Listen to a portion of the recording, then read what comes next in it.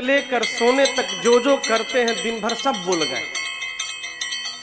कोई आदमी आपको मिले, जब मिले तो एक ही बतिया बतावे, 4 गो लड़का महाराज, बड़का दिल्ली में, छोटका एजा, फलन को एजा, अपनी कथा सुनावे।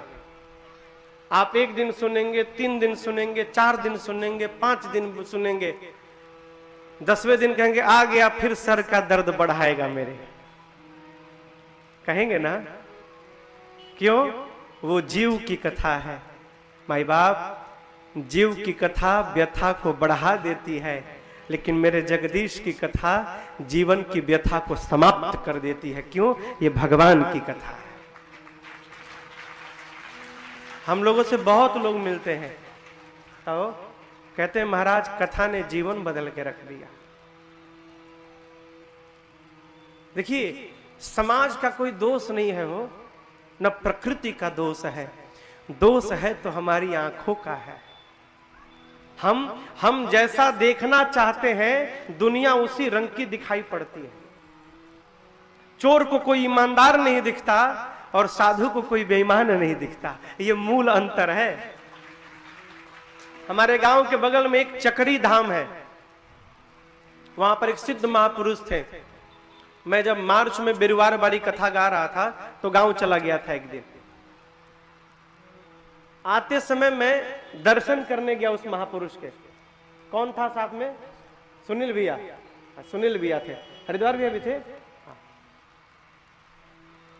अब वो महात्मा जी नहीं रहे, चले गए, अब ऊपर चले गए। मैं गया प्रणाम करने तो कहे का हो महाराज, अरे घूम घूम के दुनिया के कथा सुनाओ तर हमरा के कहिया सुनीब। हमके सरकार जिस दिन आज्ञा हो जाए, बालक उपस्थित है।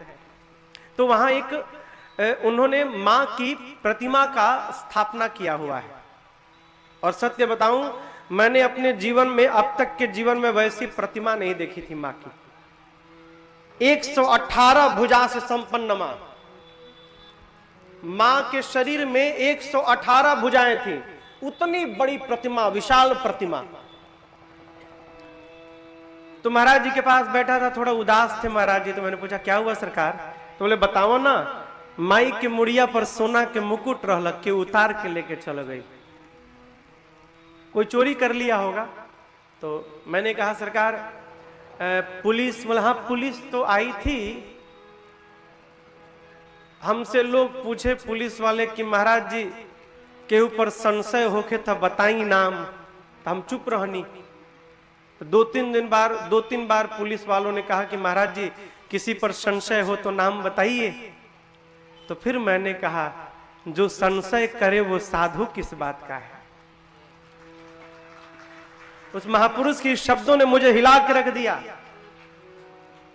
महाराज जी बोले जो संशय और संदेह कर रहा है किसी पर, वो साधु किस बात का है। मेरा किसी पर कोई संशय नहीं है। हमारी दृष्टि जैसी होगी माई बाप, सृष्टि वैसी ही दिखाई पड़ेगी। हमारी दृष्टि में यदि भगवान की भक्ति आ गई तो जहां देखेंगे उधर केवल भगवान का भक्त दिखाई पड़ेगा। और इसमें दोष हुआ ना तो चारों ओर दुष्ट ही दुष्ट दिखाई पड़ेंगे। कथा कुछ नहीं करती, कथा हमारी दृष्टि को बदल देती है। कथा क्या करत है? दृष्टि को बदल देती है। और आपको बतावें, जिस प्रकार जंगल में आग लग जाए तो बचने के लिए नदी की आवश्यकता पड़ती है पशुओं को, उसी प्रकार हम और आप दिन रात जल रहे हैं माई बाप, विषय की अग्नि में जल रहे हैं। अब आपके महाराज हमके तो हमरा तो दाह निखे लागत होके, दाह ऐसन जरावता कि सीधे वही जा पहुंचाई घाटे के तीरे। विषय की अग्नि बतावे क्या है? कितना बजे? 5 बज गई। एक बार अगर आलू के पकौड़ी अब चाय मिल जाए ना बड़ा आनंद आई। ये जो जिह्वा ने कहा कि पकौड़ी खाने का मन है, यही आग है हो, विषय का आग यही है। आंखें कहती है सुंदर सुंदर दिखाई पड़ता रहे, अग्नि है। हाथ कहता है तुम एकदम मुलायम छुए के मिल जाओ, एकदम मुलायम, ये भी अग्नि है, विषय की अग्नि है। कान कथा सुने में आप लोग तो नहीं, लेकिन कई जगह लाइव जा रहा है वो? अच्छा नहीं बोलेंगे, कोई सुन लेगा तो बुरा लग जाएगा। ये जो कथा आप देख रहे हैं ये YouTube पे लाइव आ रही है कथा, और केवल ये बेलहरी नहीं देख रहा है, आपके साथ बैठकर पूरा विश्व इस कथा को सुन रहा है।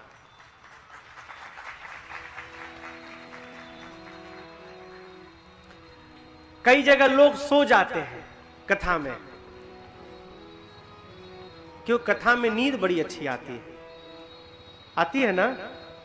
कहीं सब है? आपको सब क्या बता तो कैसे मालूम बा? जब आवत नहीं तो कैसे जानता नहीं सब है? कथा में नींद कई लोगों को देखता हूं सो जाते हैं। और किसी की बुराई हो अगर, तो किसी की बुराई बतियाने में रात भर नींद नहीं आती साहब। फिर तो एकदम सोया हुआ आदमी बिस्तर पर उठ के हाँ हाँ हाँ हम सुन ले बनी उनका बारे में शुरू। ये क्या है? ये कान का विषय है, पर निंदा सुनना कानों का विषय है। आंख का विषय क्या है? विषय रस सुंदर दिखाई पड़े, नासिका का सुंदर सुंघाई पड़े। ये क्या है? विषय की अग्नि है। ये मन रूपी हाथी दिन रात इस विषय की अग्नि में जल रहा है। सुखी कब होगा? पूज्यपाद गोस्वामी तुलसीदास जी कहते हैं, होए सुखी जो एहि सर पराए। सर मने सरोवर। जंगल में आग लग जाए तो हाथी दौड़कर सरोवर में जाके डूब के बैठ जाता है। अब उसे कोई चिंता नहीं, पूरा जंगल जल के खाक हो जाए उसका बाल बांका नहीं होने वाला। क्यों? वो सरोवर के भीतर बैठा है। गोस्वामी जी कहते हैं ये मन रूपी हाथी दिन रात विषय की अग्नि में जल रहा है। जिसका मन इस कथा सरोवर में आकर बैठ जाएगा, ये विषय की अग्नि उसके जीवन का बाल बांका नहीं कर सकती है, उसको कोई जला नहीं सकता। कथा को मन में बिठाना है। और बतावे, पूरी कथा नहीं, एक कोनो बात, कोई एक बात। अभी मैं जहां कथा करके आया हूं, ऐसा गांव था वो अहिरौली बघेल, बाबू साहबों का गांव है। आप तो गए थे भैया। तो जब किसी से गांव में कहता था अपने क्षेत्र में कि हो गांव में कथा होता, तो लोग ओ गांव में ओहू जाके लोग कथा सुनता। ऐसा रिएक्शन था लोगों का। अब आप कल्पना करिए। लेकिन कथा के होने के बाद परसों रात्रि में गांधी भैया बैठे थे, बोले महाराज जी लोगों का विचार बदल गया यहाँ का है? और हमने तो एक ही बात पकड़ ली है। 9 दिन में केवल एक बात समझ में आई महाराज जी। हमने कहा कौन सी बात? बोले महाराज जी एक यही बात समझ में आई, भाई के साथ संपत्ति का बंटवारा मत करो, करना है तो अपने भाई की विपत्ति का बंटवारा करो। ये बात हमको समझ में आ गई महाराज। कोई एक बात यदि कोई समझ में आ गई ना हो तो समझिएगा मानव जीवन का उद्धार कर लिया आपने। गंगा बह रही है हो, उधर भी बह रही है, 9 दिन यहां भी बहेगी। लेकिन जिस प्रकार गंगा जाकर आप स्नान करके डिब्बा में गंगा जल भर के लाते हैं ना, इस गंगा में भी 9 दिन स्नान करिएगा ना, तो इस मन रूपी डिब्बे में थोड़ा जल भर लीजिएगा, इस गंगा का भर के रखिएगा तो आप भी पवित्र होंगे, और घर में जाएंगे तो आपके घर के परिवारी भी पवित्र हो जाएंगे इस गंगा जल से। गोस्वामी जी ने 7 कांड लिखे, बाल कांड, अयोध्या कांड, अरण्य कांड, किष्किंधा कांड, सुंदर कांड, युद्ध कांड जिसे लंका कांड कहा जाता है, और 7वां कांड है उत्तर कांड। गोस्वामी जी कहते हैं रघुपति भगति केरी पंथाना, ये 7 कांड सीढ़ी के समान है, जो सीढ़ी भगवान की भक्ति के द्वार तक पहुंचा देती है। इस कथा के जो 7 कांड है सोपान है। एहि मह रुचिर सप्त सोपाना। बालकांड के प्रारंभ में पूज्यपाद गोस्वामी तुलसीदास जी ने 7 श्लोक लिखे। कहे तो 7 कांडों के लिए एक एक श्लोक समर्पित किया। पहला श्लोक बाबा कहते हैं, वर्णानाम अर्थ संघानाम रसानाम छंद सामपि मंगलानाम चकरतारो वंदे वाणी विनायको। पहले श्लोक में एक साथ गोस्वामी जी गणपति भगवान और सरस्वती मैया दोनों की वंदना किए। वंदे वाणी विनायकौ, क्यों? देखिए, गणपति भगवान बुद्धि देते हैं और मां सरस्वती बोलने की कला देती हैं। बुद्धि हो जाओ अब बोले के ढंग ना आवे तो बुद्धि कौन ना काम के। अब बोलने की खूब कला हो और बुद्धि ना हो तो जो बात न बोलने योग्य हो वो बात निकल जाए मुख से, दोनों में खतरा। इसलिए गोस्वामी जी ने एक ही श्लोक में दोनों की एक साथ वंदना की कि आप लोग आगे पीछे कृपा मत करिए, दोनों लोग एक साथ मिलकर मेरे पे करुणा करिए, बोलने की कला भी आ जाए और बुद्धि भी आ जाए कि क्या बोलना है। दूसरे श्लोक में इधर भगवान शंकर और मां पार्वती बैठे हैं ना, इनकी वंदना करते हैं। बाबा कहते हैं, भवानी शंकरौ वंदे, कौन? श्रद्धा विश्वास रूपिणो। भवानी और शंकर, भवानी जी को गोस्वामी जी श्रद्धा कहते हैं और शंकर भगवान को विश्वास कहते हैं। कोई भी कार्य प्रारंभ करिए तो पहले अपने विश्वास में आइए कि होगा, अपने, दूसरा के विश्वास में ना, अपने।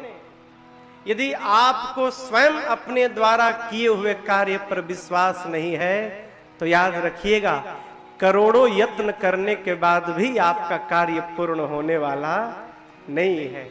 स्वयं को विश्वास में रहना है। कहो, हम लोग कथा करने जब निकले ना तो कभी नहीं आज तक सोचे कि के कथवा कराई हो, कैसे कही जाइए। और हमारी पहली कथा आपको बताऊं, पहली कथा तो कलकत्ता में जो हुई थी हम लोगों ने ही रचना बनाई थी, लेकिन कोई बुलाकर अपने राम जी की पहली कथा कहीं भई तो इसी बलिया जिले के बिरवार बारी में भई थी। भैया जो लोग बुलाए थे 2011 नवंबर के महीना 2011, और जो यात्रा प्रारंभ भई, विश्वास था। क्यों? जो राम जी इधर लाए हैं वही राम जी के हाथ में डोरिया है, हो आगे लेकर रामे जी जाएंगे। अपने को दिमाग नहीं लगाना, विश्वास में रहिए। किस बात पर? अरे हमारे साथ श्री रघुनाथ तो किस बात की चिंता, हमारे साथ श्री रघुनाथ तो किस बात की चिंता। शरण में रख दिया जब माथ तो किस बात की चिंता। शरण में रख दिया जब माथ तो किस बात की चिंता। किया करते हो तुम दिन रात क्यों बिन बात की चिंता। किया करते हो तुम दिन रात क्यों बिन बात की चिंता। किया में रख दिया जब मात तो किस बात की चिंता। किस बात की चिंता, हाँ किस बात की चिंता।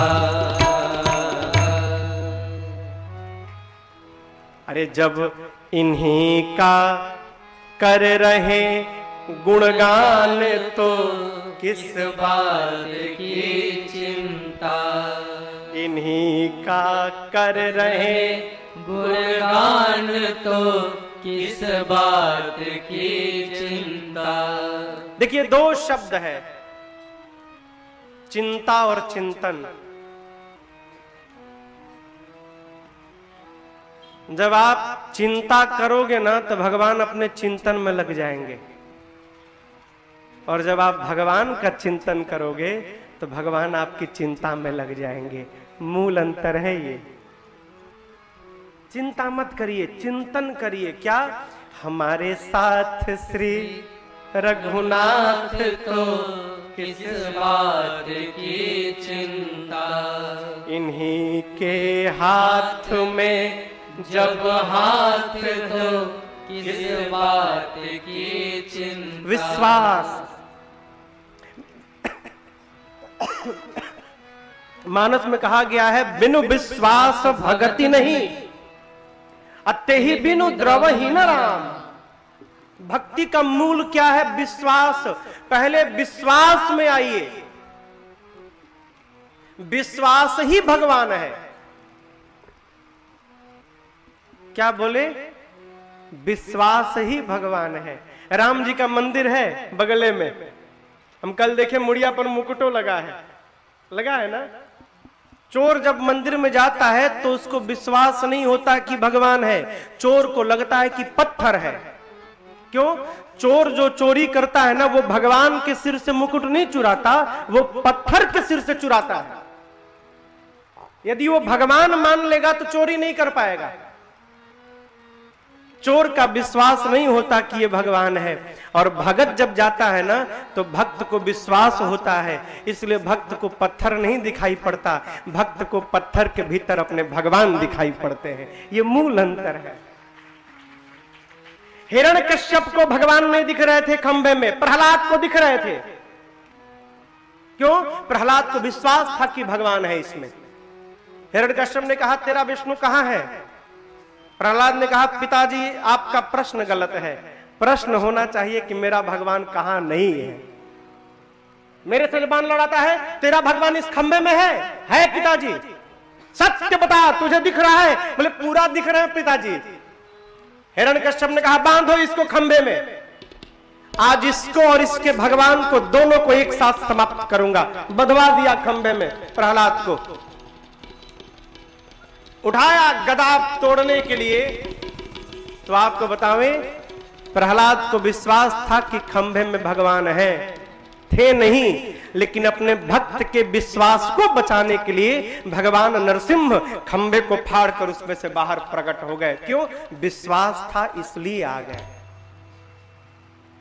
प्रहलाद को विश्वास था तो खंभे से आ गए। हमको विश्वास है तो क्या मंदिरवा में से निकल के नहीं आएंगे भगवान? विश्वास करोगे तो एक दिन जरूर निकल के आएंगे। विश्वास करिए।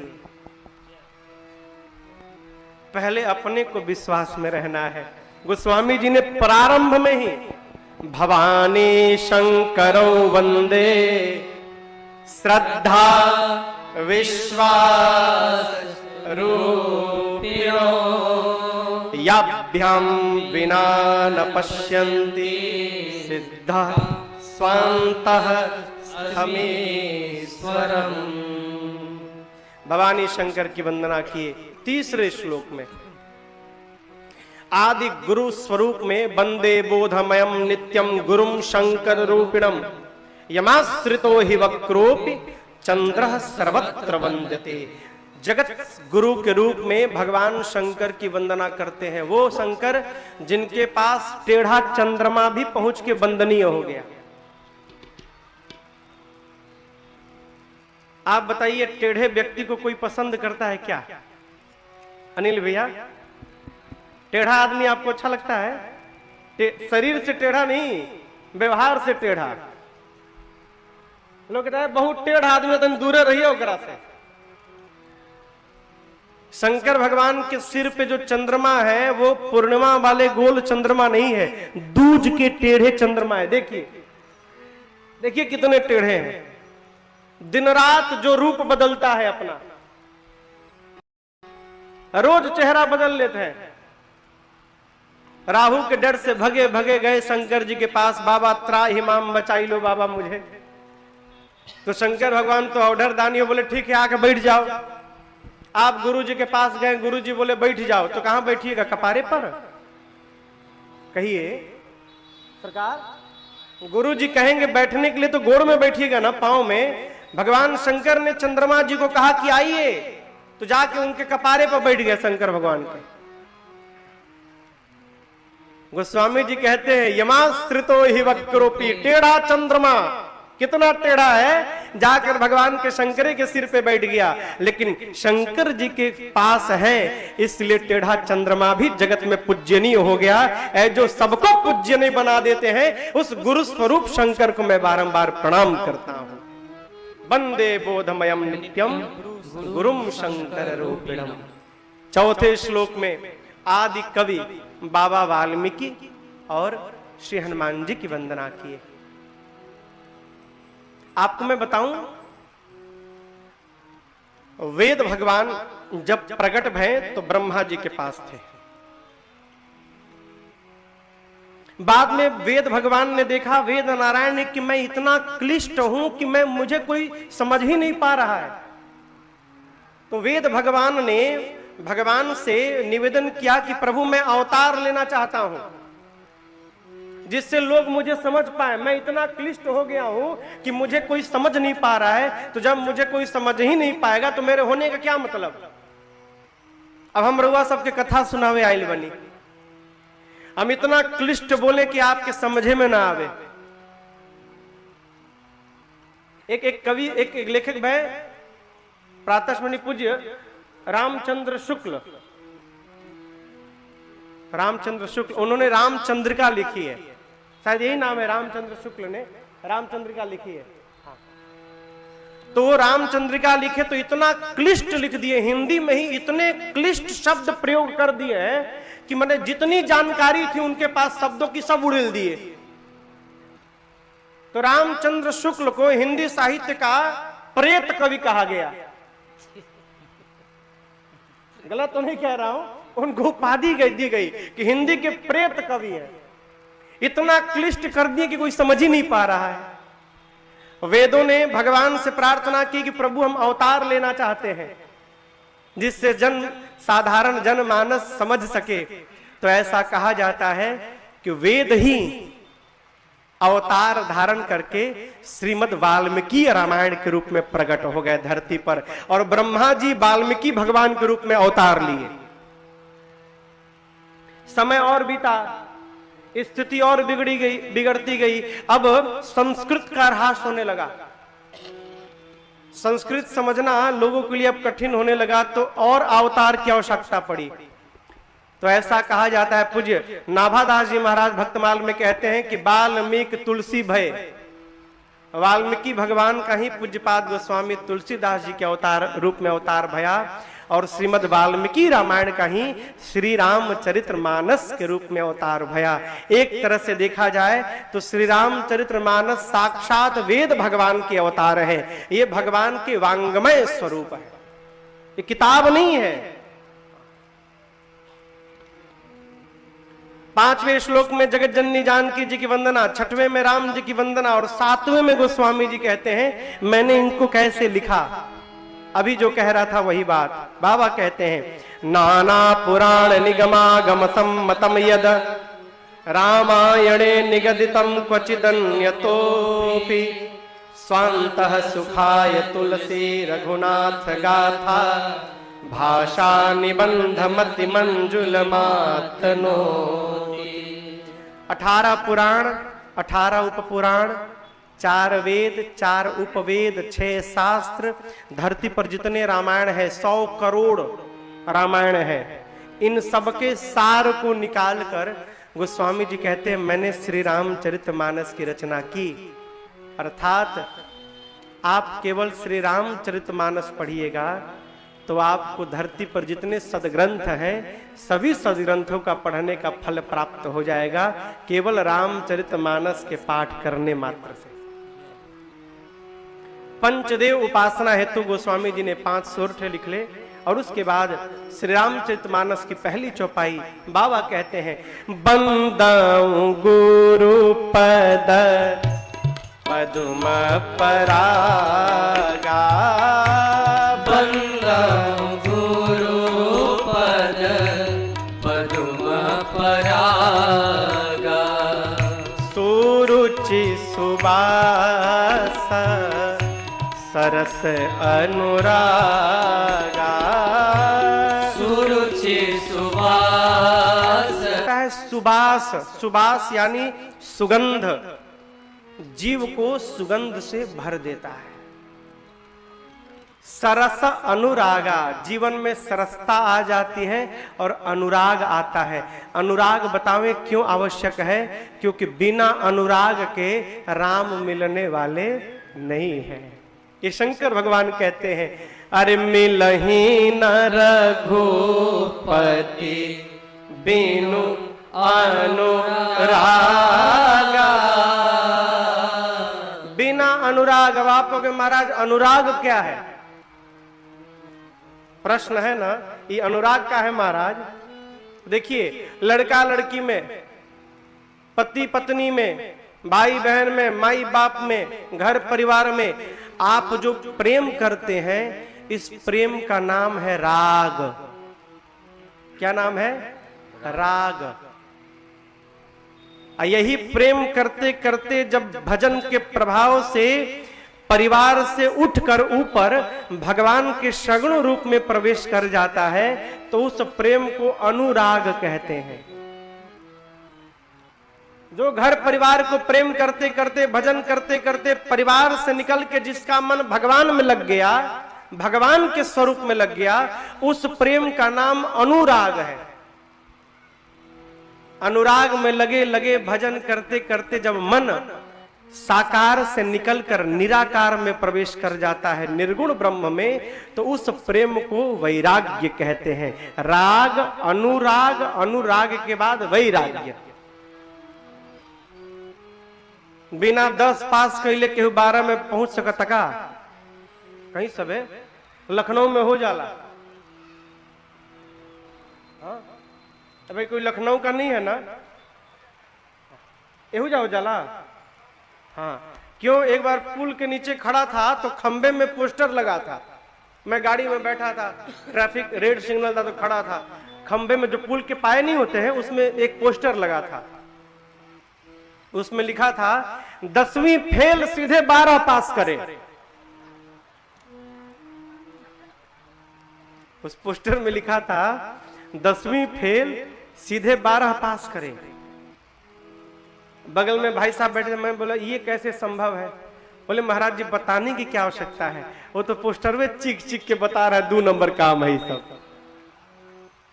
बिना 10 पास किए कोई 12 में नहीं जा सकता, बिना 12 पास किए कोई ग्रेजुएशन में नहीं जा सकता।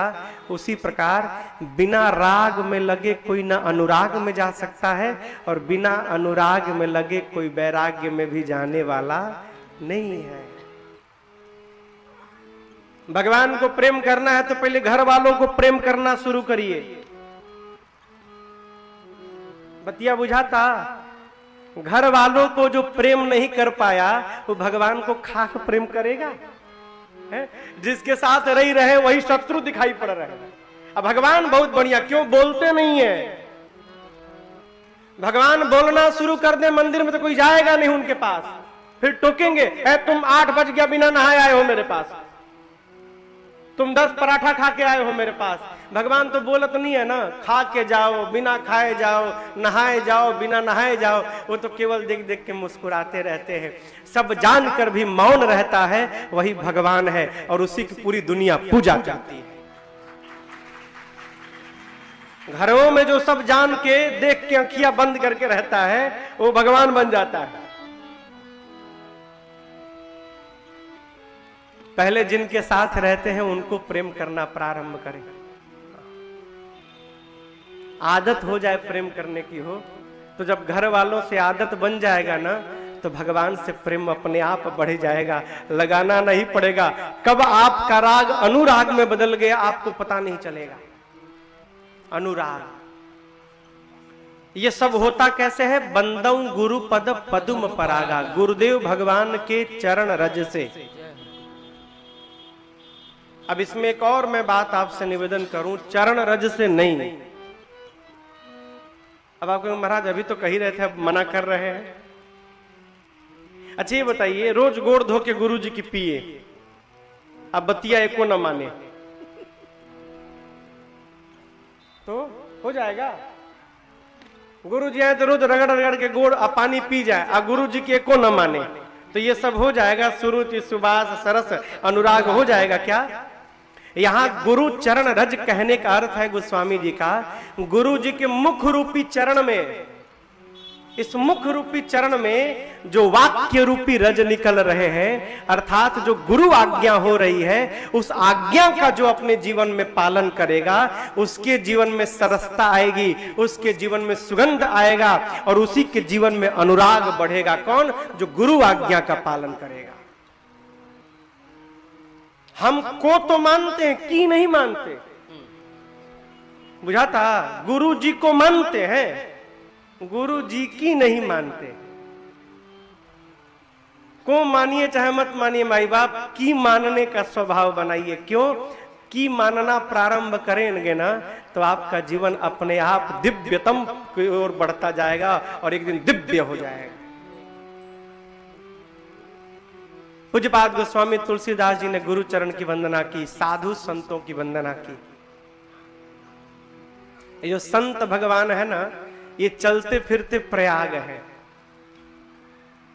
ये जो पूज्य त्यागी जी महाराज है, भैया बाबू दिखाओ सरकार को, अंधेरा है। अच्छा थोड़ा लाइट खोल के दिखा दीजिए सरकार को तो दुनिया देख ले। ये जो संत सरकार है ना, संत लोग, ये चलते फिरते तीर्थराज प्रयाग है। अब भगवान आपको बताओ, मैं देखिए एकदम आपको धरातल पर समझा रहा हूं मैं। मार्केटिंग एजेंट देखा है आपने?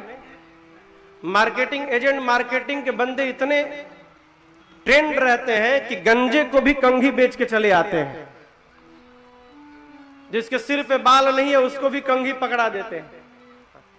ऐसे हम कल ही कैटेगरी में आएंगे, कल ही सब उड़ जाएगा।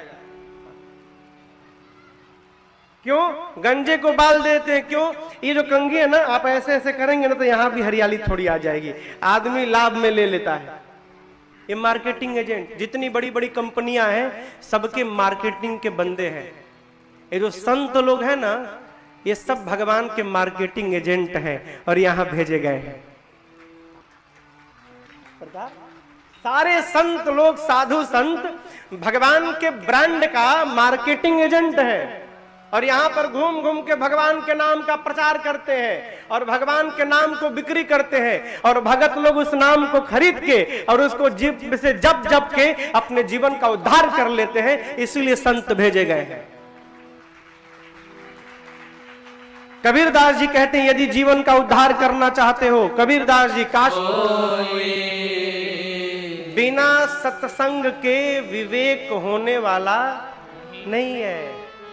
आप कहेंगे महाराज हम तो बहुत महंगा फीस वाला अंग्रेजी मीडियम में लड़कवा के एडमिशन करे ले बनी, ओइजा विवेक ना मिले, एकदम कहीं नहीं मिलेगा। क्षमा करिएगा, विद्यालय में केवल जानकारी प्राप्त होती है, परंतु विद्यालय से प्राप्त जानकारी का कहां प्रयोग करना है और कहां प्रयोग नहीं करना है, इस बात का विवेक केवल और केवल सत्संग में मिलने वाला है। सत्संग छोड़कर विवेक मिलने वाला कहीं और नहीं है। कितना भी उपाय आप कर लीजिए, मूर्ख से मूर्ख व्यक्ति सत्संग पाकर सुधर जाता है।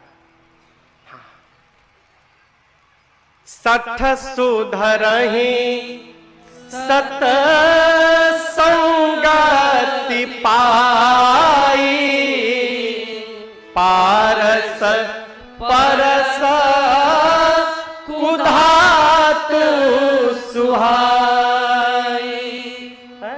गोस्वामी जी कहते हैं, सठ सुधरहि सत्संगति पाई। पारस मणि जानते हैं? पारस मणि, पारस मणि एगो मणि है, पारस मणि। और पारस मणि को लेकर जैसे आप लोहा को स्पर्श कराइएगा तो पारस मणि के स्पर्श करने से लोहा सोना बन जाता है।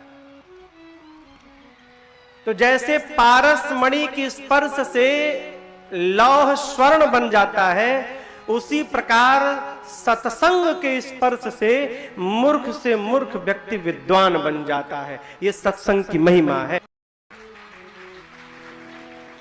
लेकिन एहू में एगो अंतर बा, इसमें भी एक भेद है। पारसमणि लोहे को छूकर सोना तो बना देता है, पारसमणि लोहे को स्पर्श करके स्वर्ण बना देता है। राम ही सुमिरिया, राम जी का स्मरण में, और घर आते समय तक अकेले हैं तो काम धाम से फुर्सत मिले तो अखियां बंद करके राम राम राम राम राम राम राम राम राम राम राम राम राम राम राम, ए राम जी, राम जी, राम जी, हाँ राम जी संभलियो, राम जी। ये क्या है? राम ही सुमिरिया, राम जी के नाम का स्मरण करे बार बार। दूसरा काम, घर शाम को आए तो हाथ पांव धोकर परिवार के साथ बैठकर 5-10 मिनट गाय राम, भगवान के नाम का कीर्तन करे। और तीसरा, आस पास पड़ोस में, गांव में, नगर में कहीं भगवान की कथा हो तो प्रेम पूर्वक जाकर बैठकर भगवान की कथा को श्रवण करे। जो 3 काम को कलयुग में साध लिया हो उससे और कुछ करने की आवश्यकता नहीं है। ये गोस्वामी जी कहते हैं, ढेर अझुरैला से ना मामला बिगड़ जाए। अझुरैला के काम नहीं खे, सझुराइल रहला के काम बा। राम राम राम राम कहते रहिए और अपने जीवन का काम करते रहिए। यही जीवन की सबसे बड़ी भक्ति है। जानते हैं सबसे बड़ी भक्ति क्या है? भगवान का विस्मरण न हो, बस। भगवान का जो विस्मरण नहीं करता वो सोता रहता है, चाहे जगा रहता है, उसका भजन चलता रहता है, उसको और कुछ करने की आवश्यकता नहीं होती, याद बनी रहे। हम लोग एक गीत गाते हैं, आपको सुनाएंगे। संभवतः आज तक 1 ही 2 बार हम लोग गाए हैं इस गीत को। गीत है, अरे जो इनको याद करते हैं, जो इनको याद करते हैं, उसे ये याद करते हैं। जो इनको याद करते हैं, उसे ये याद करते हैं। और महाराज, इन्हें आदाब जो करते, इन्हें आदाब जो करते, उसे आबाद करते हैं, उसे आबाद करते हैं। भगवान का स्मरण बना है तो हम भक्ति में लगे हैं। ये मूल बात समझिए। एक मेरी कथा का सूत्र है, भगवान आए या न आए, उनकी याद आनी चाहिए। ये उनका आना तो उनके बस में है न हो। उनका मन करेगा आएंगे, मन करेगा नहीं आएंगे, लेकिन उनको याद करना तो अपने बस में है ना, है? वो याद, वो आए या न आए, उनकी याद आनी चाहिए। और याद को उल्टा करिए, याद को उल्टा करिए, दया। जब आप भगवान को याद करोगे ना, तब भगवान आप पर अपनी दया करेंगे। याद करना। संत क्या करते हैं? संत भगवान का स्मरण करा देते हैं। संत कौन हो? देखिए, ये राजन उज्जर कपड़ा पहन लिए हैं, ये 5 इंच का चुटिया बना लिए हैं और तिलक लगा लिए हैं, तुम संत हैं, भरोसे मत रहिएगा। ये सब करने से हम संत बन गए, जरूरी नहीं है, जरूरी नहीं है माए बाप। संत का स्वरूप नहीं होता, संत का स्वभाव होता है। जिसके स्वभाव में संतत्व नहीं आया है वो कुछ नहीं है। संत कौन? जिसको देखने के बाद अनंत याद आ जाए, वो जीव संत है। जो दिखाई पड़े तो भगवान याद आ जाए, वो संत है। संत का काम ही यही है कि जगत में घूम घूम कर जो भगवान को भूल कर बैठा है उसको भगवान का याद दिलाते रहो। यही संत का मुख्य उद्देश्य है, भगवान का विस्मरण न हो माई बाप। क्यों? मूल के साथ खिलवाड़ नहीं करना चाहिए, समझ रहे हैं ना। मूल में भूल हुआ ना माई बाप तो समूल समाप्त हो जाएगा, कुछ बचने वाला फिर नहीं है। इसलिए मूल में भूल ना हो। मूल क्या है? मूल मेरे राम मूल है। घाटे जाएग बेरा और केहू संगे ना जाला, खाली रामे जालन। राम नाम सत्य है, वो बेरा जरूर याद आवेला कि राम नाम सत्य बा। मरने के बाद याद आवे चाहे ना याद आवे माई बाप, पहले याद आना बहुत जरूरी है।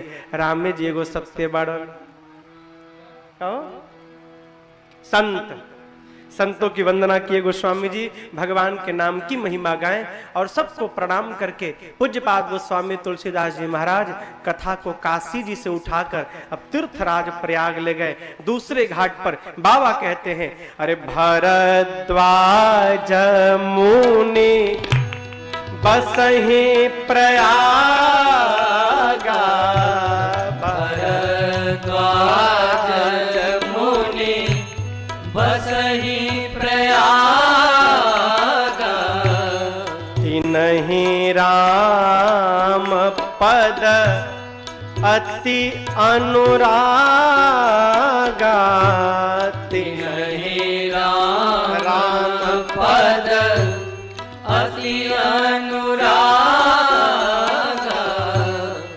तापस समदम दया निधाना, तापस समदम दया निधाना, परमारथ पथ परम सुजाना, परमारथ पथ परम सुजाना, परमारथ पथ परम सुजाना, परमारथ पथ परम सुजाना। तीर्थराज प्रयाग में एक महात्मा है श्री भरद्वाज जी, तपस्वी हैं। सम कहें तो उनका मन उनके बस में है, दम कहें तो इंद्रियां बस में है, दया के भंडार है, परमार्थ पथ पे चलने वाले पथिक हैं।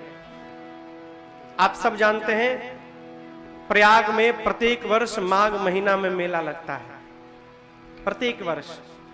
और भारत के ऋषि मुनि जाकर वहां कल्पवास करते हैं। एक वर्ष मुनि लोग जब वहां वास करने के बाद लौटकर अपने अपने आश्रम जाने लगे तो एक महात्मा है जिनका नाम है श्री याज्ञवल्क्य जी महाराज।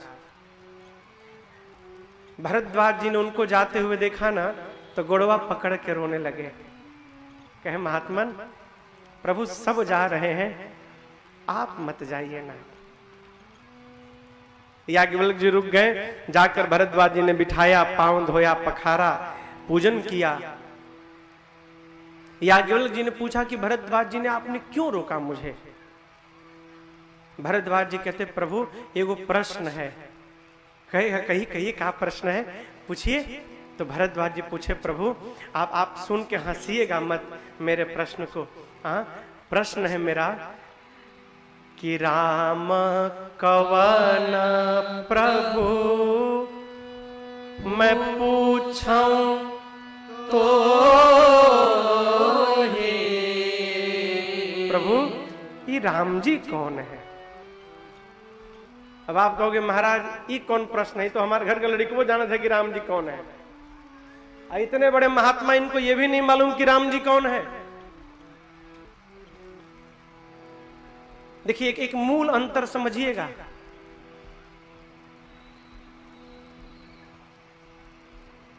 कई लोग समाज में ऐसे होते हैं कि उनके सामने कथा शुरू करिए तो कथा की बात को घुमाते घुमाते अपने दुकान तक लेके चले जाते हैं।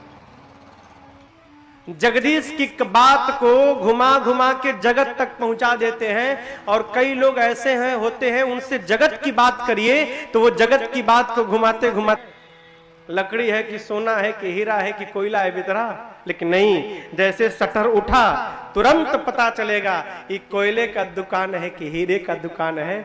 शटर उठने के बाद पता चलता है।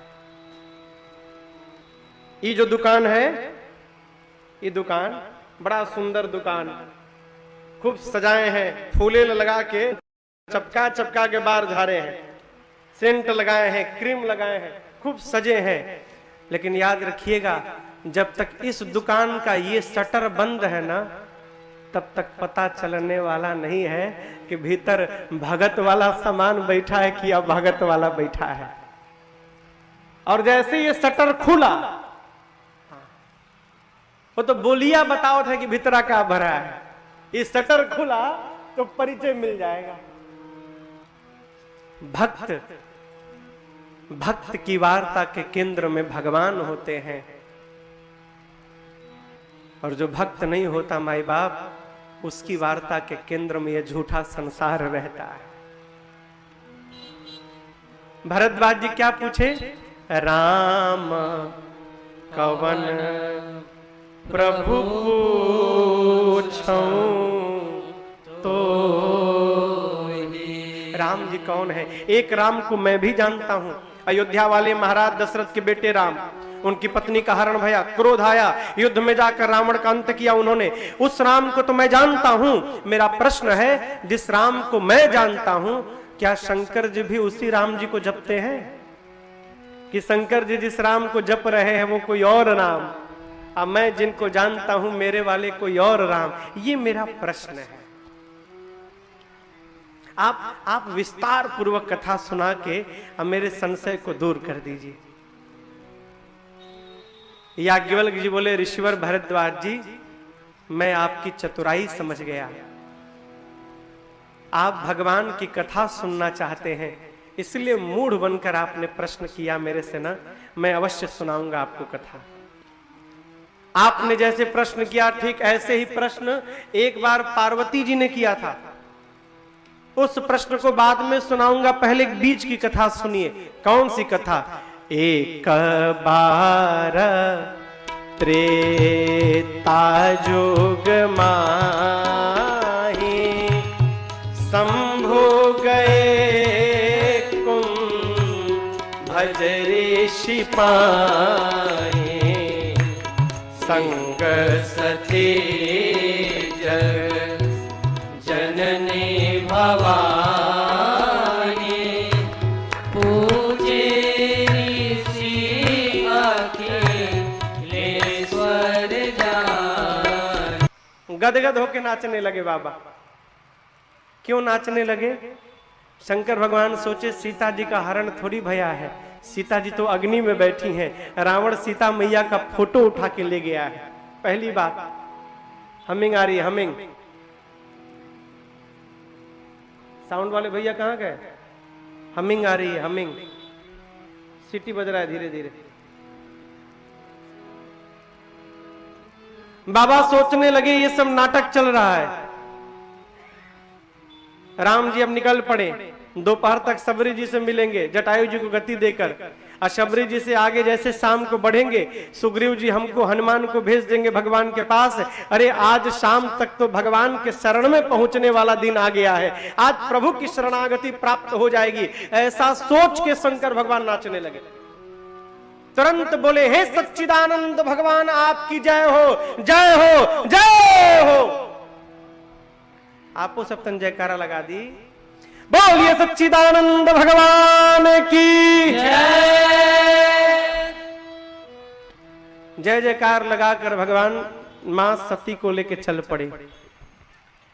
सती जी सोचने लगी भगवान तो हो नहीं सकते।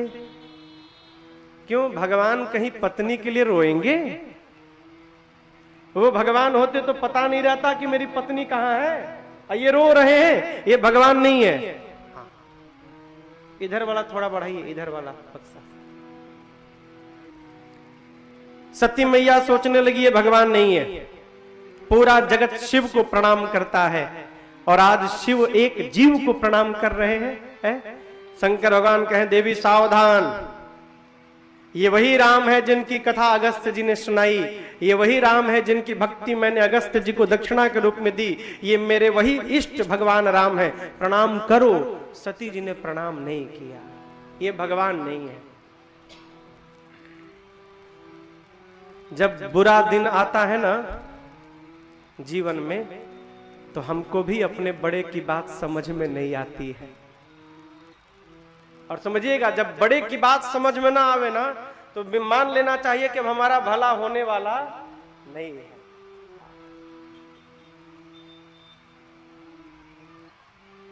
भगवान शंकर ने कहा इतना संशय है तो सामने खड़े हैं, जाकर परीक्षा कर लो, मैं यहीं बैठा हूं बट वृक्ष में, जाइए परीक्षण करिए। परंतु सावधान, जिसकी परीक्षा लेने आप जा रही हैं सती, वो जीव नहीं जगदीश हैं, तनिक विवेक के साथ परीक्षण करिएगा। सती मैया चली, सोचने लगी क्या करूं कि परीक्षा हो जाए। सोची ये अपनी पत्नी को ढूंढ रहे हैं, क्यों न इनकी पत्नी का रूप बना लूं सीता का। यदि भगवान होंगे तो जान लेंगे कि सीता नहीं सती है, और मनुष्य होंगे तो सीता सीता कह के दौड़ के चले आएंगे। बस और क्या था, सती जी ने मेरी मां का रूप धारण किया। बाबा कहते हैं पुनि पुनि हृदय विचार करे, धर सीता कर रो, आगे होई चली पंथ तेहि, जे आवत नर भो। जिस रास्ते पे राम लक्ष्मण जी रोते रोते जा रहे थे, उसी रास्ते पर आगे आगे सती जी सीता मैया का रूप बना के जाने लगी। एक बात यहां समझिएगा, आप मुखौटा लगाकर किसी का स्वरूप तो बना सकते हैं, परंतु किसी का स्वभाव नहीं ला सकते अपने भीतर। सती जी ने सीता जी का रूप तो बना लिया, लेकिन स्वभाव नहीं ला पाई। कौन सा स्वभाव? सती जी को यह नहीं पता था कि सीता जी जीवन में कभी भी राम जी के आगे आगे नहीं चली हैं, वो सदैव राम जी के पीछे पीछे चलती हैं। और आज ये सती जी सीता बन के आगे आगे दौड़ने लगे। लक्ष्मण जी दूर से देख लिए, बोली नकली भाभी, हमार भाभी तो हो नहीं सकती, क्यों मेरी भाभी भैया के पीछे चलती हैं, ये आगे आगे चल रही हैं। और ध्यान से देखें, लक्ष्मण देख उमाकृत वेसा, लक्ष्मण जी ने उमाकृत सती जी के द्वारा बनाए हुए स्वरूप को देखा। चकित भय भ्रम हृदय विशेषा, आश्चर्यचकित हो गए। फिर सोचे लगता है भैया की कोई लीला चल रही है, मौन रह गए। सती जी पास आई, भगवान राम ने हाथ जोड़कर कहा, मां मैं दशरथ नंदन राम आपको प्रणाम करता हूं। वन में अकेले कहां घूम रही हैं आप? बाबा कहां है? अकेले मत घुमा करिए, वन बड़ा भयानक है। सीता को मैंने अकेले छोड़ा, कोई हरण करके ले गया, आप भी अकेले घूम रही है, कोई हरण कर मत कर ले आपका, जल्दी पहुंचिए बाबा के पास। सती जी देखिए तो मुझे पहचान गए। अपनी अज्ञानता के कारण मैंने भगवान पर संशय किया है। बिना कुछ कहे सती जी दौड़ कर गई शंकर भगवान के पास। बाबा ने प्रश्न किया, सती आपने कैसे परीक्षण किया, सत्य बताइएगा। मां सती झूठ बोल गई। मां ने कहा, प्रभु कछु न परीक्षा लेना गोसाई, कछु न परीक्षा लेना गोसाई। फिर क्या किया?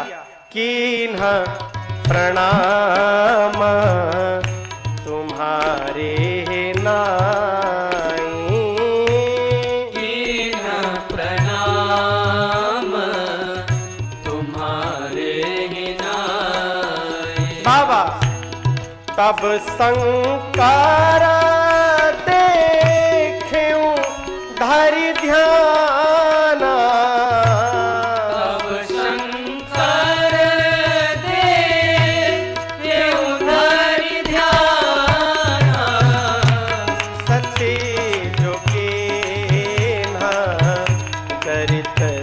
सब जाना। सखी जो कीन्ह चरित सब जाना। सखी जो कीन्ह चरित सब जाना। बाबा ने कहा झूठ मत बोलिएगा। कैसे परीक्षण किया बताइए। सती जी झूठ बोली, नहीं किया। बाबा ने पूछा फिर किया क्या? सती मैया बोली प्रणाम किया, जैसे आपने किया वैसे मैंने कर लिया। अंतर इतना रहा कि आप दूर से किए और मैं पास गई और मैंने पास जाके प्रणाम किया। बाबा को विश्वास नहीं भया। क्यों? इतना समझाता रहा, बात समझ में नहीं आई। रास्ते में कौन गुरु मिल गया जिसकी बात समझ में आ गई इनकी है? शंकर भगवान ध्यान में गए। जाकर बाबा ने देखा सती ने मेरी मां सीता का रूप बना लिया। इतना बड़ा अपराध। अब देखिए शंकर भगवान सोचने लगे कि मेरी सती ने मेरी मां का रूप बनाया, इसका मतलब आज के बाद सती अब मेरे लिए मां जैसी। इनके साथ अब अपने गृहस्थ धर्म का मैं निर्वाह नहीं कर सकता। जैसे मन में ये बात आई, शंकर भगवान ने उसी समय संकल्प कर लिया, एहि तन सती भेंट मोहि नाहि, शिव संकल्प कीन मन माहि। मन ही मन संकल्प कर लिए, आज के बाद इस शरीर का सती से भेंट नहीं। त्याग दिया मां का बाबा ने। आकाशवाणी भाई, आकाशवाणी ने बड़ी प्रशंसा की। जय हो बाबा, आपके अलावा भक्ति को इतनी ऊंचाई तक भला कौन लेके जा सकता है। सती जी ने बार बार पूछा, प्रभु कौन सा प्रण किया? कीन्ह कवन पन कहु कृपाला। बाबा बोले मैं मुख से नहीं अपने व्यवहार से बताऊंगा सती, मैंने आपका त्याग कर दिया है। देखिए एक बात सदैव ध्यान रखा जाए, ऐसा कोई व्यवहार न किया जाए हो कि हमारे साथ रहने वाले का मनवा खिन्न हो जाए। ऐसा जीवन में कोई व्यवहार न किया जाए कि साथ वाले का मन खिन्न हो जाए। मां ने झूठ कहा, परिणाम बाबा ने त्याग किया और कैलाश में आके शंकर भगवान 87,000 वर्ष के लिए समाधि में बैठ गए। मौन धारण कर लिए। समाधि यानी मौन होना। किसी को सजा देनी हो तो इससे बड़ी कोई सजा नहीं है, मौन हो जाइए। मारना कोई बहुत बड़ी सजा नहीं है। किसी को सजा देनी है तो मौन धारण कर लीजिए, उसके प्रति बोलबे मत करिए। बाबा 87,000 वर्ष के लिए समाधिस्थ हो गए और 87,000 वर्ष बाद जब समाधि से बाहर आए, बाबा कहते हैं गोस्वामी जी, अरे बीते संबत सहस 87 तजे समाधि शंभु अविनाशी। राम नाम शिव सुमिरन लागे, जानु सती जगत पति जागे। जाय शंभु पद बंधन कीन्हा, सनमुख शंकर आसन दीन्हा। लगे कहन हरि कथा रसाला, दक्ष प्रदेश भय के काला। देखा विधि विचार सब लायक, दक्ष कीन प्रजापति नायक।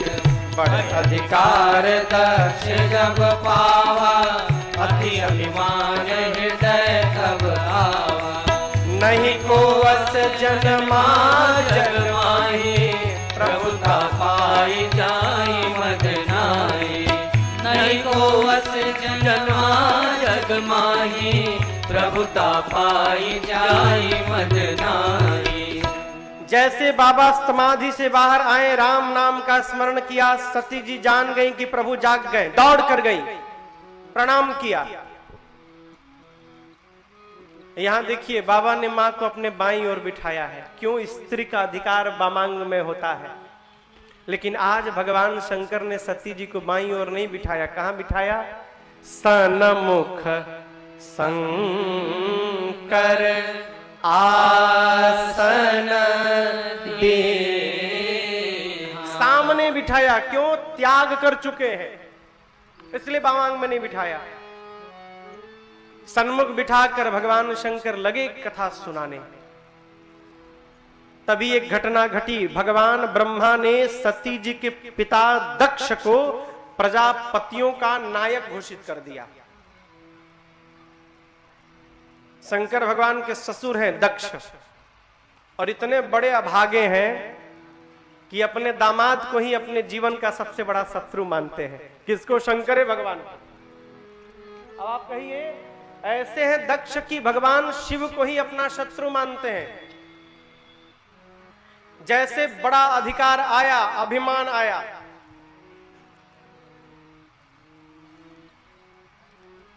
अभिमान तो अधिकार के पिछुए पिछुए चलता है। गलत तो नहीं कह रहे हैं ना? गोस्वामी जी एक ऐसी है, यहां पर अद्भुत चौपाई लिखे हैं, जिस चौपाई में नहीं का संपुट लगा है। चौपाई के पहले नहीं लिखा गया है और चौपाई के अंत में नहीं लिखा गया है। कहते हैं, नहीं को अस जन्मा जग माही प्रभुता पाए जाहि मद नाहि। गोस्वामी जी कहते हैं, संसार में ऐसा कोई नहीं जन्म लिया जिसको प्रभुत्व मिलने के बाद अभिमान न आवे। अधिकार मिलने के बाद अभिमान न हो, कोई नहीं है। लेकिन है कुछ कुछ लोग तो है। कौन? जो ये मान के रहता है कि मैंने नहीं किया, भगवान की कृपा से ये अधिकार मुझे प्राप्त हुआ है। उससे जीवन में कभी अभिमान नहीं आता। अभिमान कब आता है? जब ये पता चल जाता है कि हमने किया। कहो, मैंने किया। इस मैं में बहुत खतरा है। मैं में बहुत खतरा है ना? एगो चिड़ई है जिसका नाम है मैना। चिड़ई जानते हैं ना? चिड़ई भोजपुरी शब्द है, चिड़ई।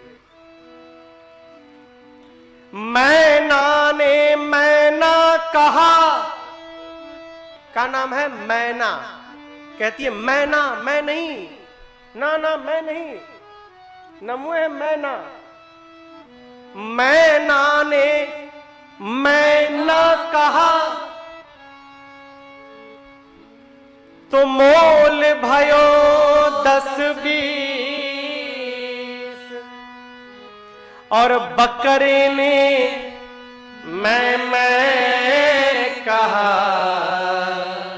तो कबीर कटायो। मैना बोलती है मैं नहीं, तो ये दाम बढ़ गया हो। अब बकरवा दिन भर मैं, गर्दन उतर गया। मैं क्या है? अभिमान है, बचा जाए।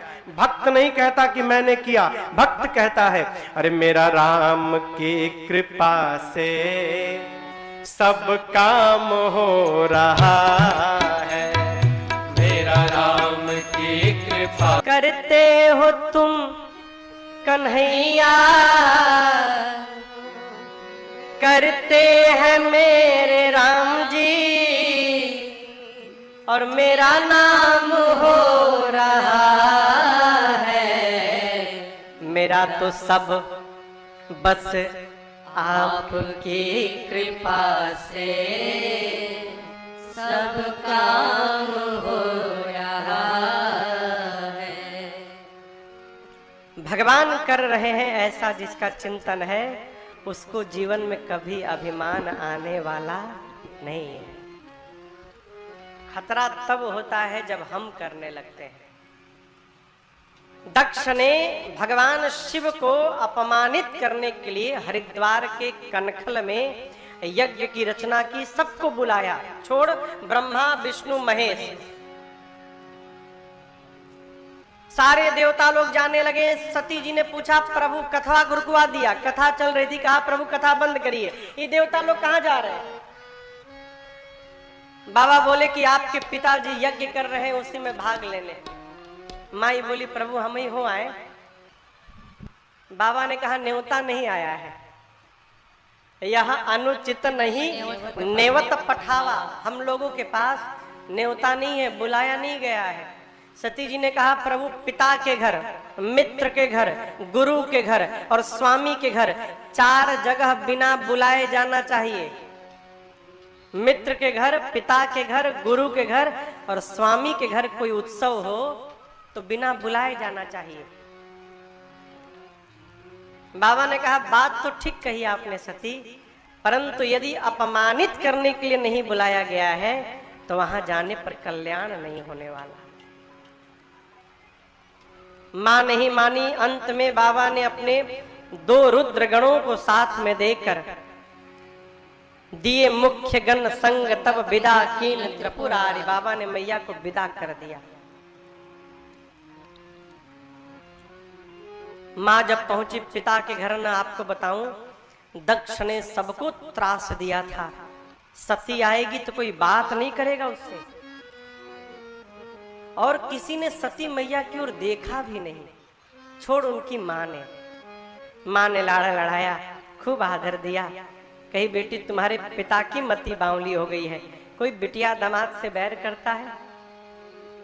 मां से बात करके सती मैया जाकर यज्ञ मंडप की परिक्रमा लगाती है और जाकर देखा कि सभी देवताओं का स्थान और मेरे पति के लिए कोई स्थान नहीं, इतना अपमान। ऐ मां का पूरा शरीर क्रोध अग्नि में जलने लगा। मां दबट पड़ी, हे देवगण मुनिगण ध्यान से सुन लीजिए, आप में से बैठकर जिसने मेरे पति की निंदा की अथवा जिसने बैठकर कान से सुना, सबको दंड मिलेगा। मर्यादा है जिस सभा में संत की, शंभु की और हरि की निंदा हो, यदि शक्ति है तो जिह्वा को काट दो निंदा करने वाले की, शक्ति नहीं है तो कान को बंद करके। मेरे पति केवल मेरे पति नहीं जगत के पिता हैं, और आज मेरे नीच पिता ने मेरे पति की निंदा की, आज के बाद मैं दक्ष की बेटी के रूप में जीवित नहीं रहूंगी। इतना कह के सती जी ने दाहिने पांव के अंगुष्ठ से योग अग्नि को प्रज्वलित करा के और अपने आप को जला के मां ने भस्म कर दिया, जला दिया मां ने। बाबा कहते हैं अब कहीं जो गया देने तब दारा, भयं सकल हाहाकारा, भयं सकल हाहाकारा, भयं सकल पूरे यज्ञ मंडप में हाहाकार मच गया। बाबा के दोनों रुद्रगण थे, रुद्रगण लगे यज्ञ विध्वंस करने। नारद जी जाकर भगवान शंकर को बताए, भगवान शिव ने जटा से केश निकाल के पटका धरा पर वीरभद्र प्रकट भय, कुपित करके भेजा उनको। वीरभद्र गए और आपको बतावे यज्ञाचार्य थे भृगु जी महाराज, दाढ़ी नोच ली उनकी भृगु जी की। एक देवता थे पूसा, जोर जोर से हंस रहे थे, जाकर ऐसा मुक्का मारा पूसा के उनके 32 दांत टूट के गिर गए। दक्ष के सर को पकड़ के वीरभद्र ने ऐसा लपेट के उखाड़ा, धड़ से अलग किया, पूरा सिर ऊपर आ गया, ले जाकर अग्निकुंड में जलाकर भस्म कर दिया। उचित दंड देना प्रारंभ किया वीरभद्र और गणों ने, हाहाकार मच गया। बाद में भगवान शंकर और विष्णु भगवान को बुलाकर यज्ञ की रक्षा भई है। यहाँ पर एक सूत्र समझिएगा, किसी को निंदा नीचा दिखाने के लिए, किसी को अपमानित करने के लिए यदि आप सत्कर्म भी करने जाएंगे, याद रहिए आपका सत्कर्म पूरा होने वाला नहीं है। वैर भाव से किया हुआ सत्कर्म पूर्ण होने वाला नहीं है। बाद में बकरे के सर को लाके दक्ष के सिर पे लगा के, क्योंकि वो सिर तो जल गया था अग्निकुंड में, तो बकरे का सर लाया गया और उसको दक्ष के धड़ पे रखकर दक्ष को जीवित किया गया।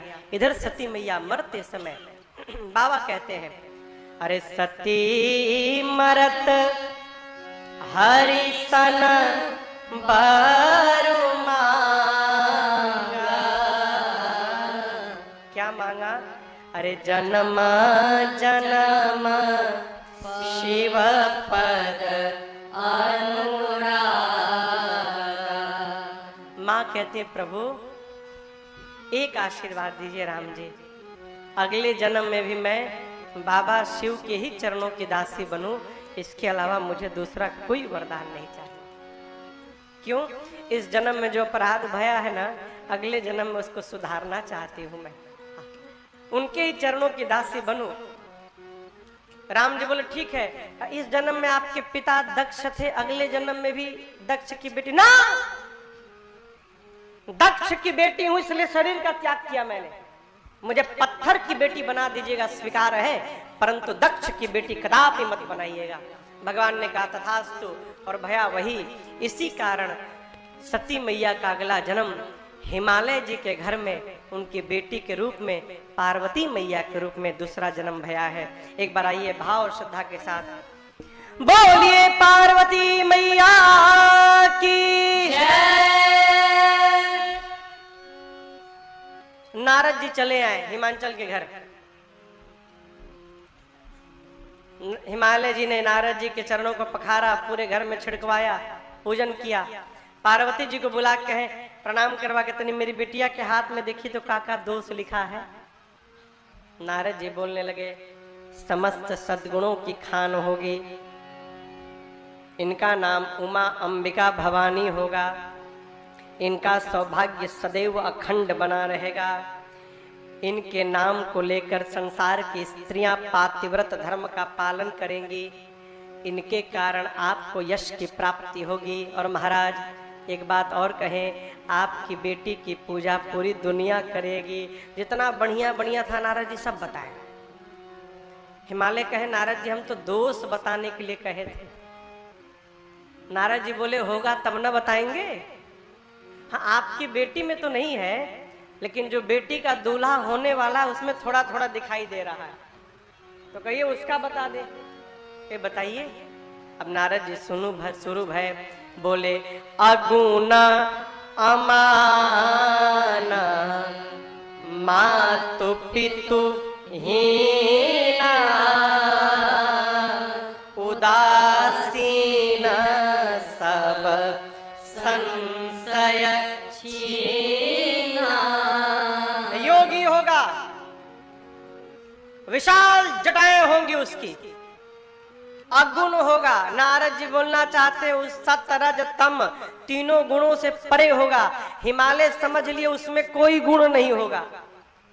नारद जी बोले अमान होगा, अर्थात मान सम्मान से परे रहेगा। हिमांचल समझ गए उसका कोई मान नहीं करेगा, माता पिता नहीं होंगे, विशाल जटाएं होंगी, नंगे